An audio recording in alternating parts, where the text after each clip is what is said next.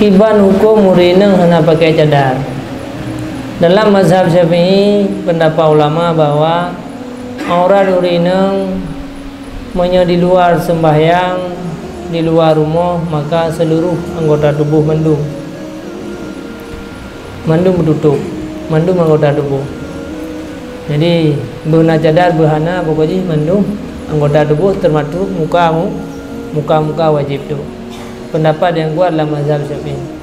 Menyelam sembahyang jilid muka dan jaro. Jilid muka dan jaro. Nya dengan mahram sama dengan antara pusat dan tuud. Nya dengan mahram. Nyan aurat katanya urineng dalam mazhab Syafi'i. Pendapat yang kuat para ulama, maka wajib terhadap urineng tutup muka. Apabila teman getubiat dengan hana getup muka, behnai kalan leuragam behnai kalan, maka hukumnya haram, berdosa. Kemudian pendapat yang kedua agak memudahkan bacu, bahwa ada sebahagian ulama dalam mazhab Imam Syafi'i berpendapat bahwa jid urineng deh muka karena ka odor royo. Jid deh muka urineng. Dan pendapat mukabil mazhab Syafi'inya juga didukung oleh mazhab Malik. Dalam mazhab Malik juga berpendapat bahwa jid urineng tubi uluanya deh muka selama hana timbul fitnah. Artinya menyana uragam yang kau kerling ada muka tanya wajib tauhid. Nyo hanya jid buka kan. Hanya jid bu. Nah beda orang urineng uragam. Menyo uragam legonyan hana haram buka. Haram le katanya urineng kalan. Menyo urineng haram ke kalan le uragam dan diri buka urineng pihak haram. Yang menang beda je. Maka uronyo tanya yang sebenarnya yang kewajiban harus pakai cadar. Nyan beruglah. Oh cuma karena golom kadang-kadang na pendapat ulama yaitu jid di muka. Tetapi yang kau sakinyan payah pakai. Jadi kalau golom tak pakai cadar kesimpulan ji, maka baik sampai tinggal kaus kaki. Banyak orang.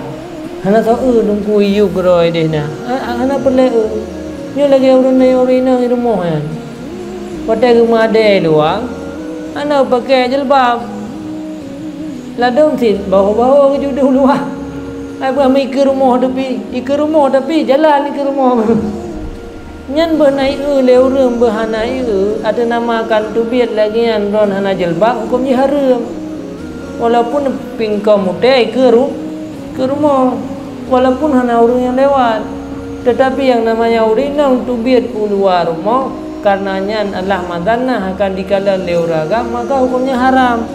Behna ikalan behana ikalan lagi ni semayang di ada nama ada orang behna sokalan behana tetap hansah sembah. Hati-hati ya, no kalan namanya ka biasa yang tanya. Hai urina mada sumrah ke hai. Jadi ada sumrah tanya yang guna melihat jilbab siapa pak kawan. Pulai no jilbab karena yang raya. Jadi ada yang mengade ya. Ada mengade pakaian dia darah ya. Benar pakai jilbab di ke rumah. Mau hukumnya haram. Maya mute kena zaman yang mana le mau ini. Maya mutenya sampai ke rumah ini likut moh ni. Likut rumah. Hanjut bernai kalan berhana ika.